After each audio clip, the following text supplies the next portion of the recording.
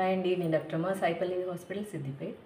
నార్మల్గా ప్రెగ్నెన్సీలో బేబీ కదలికలు అనేది 9 వీక్స్ నుంచి 13 వీక్స్ వరకు మనకి అల్ట్రాసౌండ్ స్కాన్లో తెలుస్తుంది.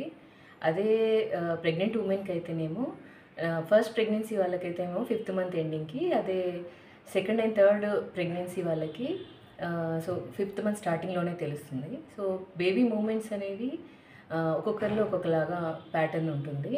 సో మనకి ఎలాగైతే స్లీప్ సైకిల్ ఉంటుందో బేబీకి కూడా స్లీప్ ప్యాటర్న్ ఉంటుంది. సో బేబీ సో స్లీప్ సైకిల్లో ఉన్నప్పుడు మూమెంట్స్ తక్కువగా ఉంటాయి. సో ఒక 1 వీక్ అట్లా అబ్జర్వ్ చేసుకుంటూ ఉంటే కొన్నిసార్లు బేబీ మూమెంట్స్ అనేవి మార్నింగ్ ఎక్కువ ఉండొచ్చు, కొన్నిసార్లు నైట్ ఎక్కువగా ఉండొచ్చు.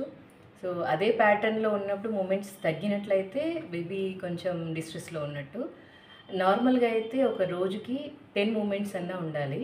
సో సింపుల్ మెథడ్ ఏంటంటే తిన్నాక మార్నింగ్ 1 అవర్, మధ్యాహ్నం తిన్నాక 1 అవర్, నైట్ తిన్నాక 1 అవర్, ఈ ప్రతి గంటలో అట్లీస్ట్ 3 నుంచి 4 మూమెంట్స్ ఉండాలి. సో మొత్తం కలుపుకున్నట్లయితే 10 నుంచి 12 మూమెంట్స్.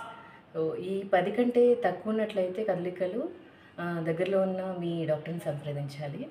అండ్ మూమెంట్స్ తక్కువ ఉన్నాయి కదా అని చెప్పేసి రేపు వెళ్దాం, ఎల్లుండి వెళ్దాం అనే పోస్ట్‌పోన్‌మెంట్ మాత్రం చేయొద్దు.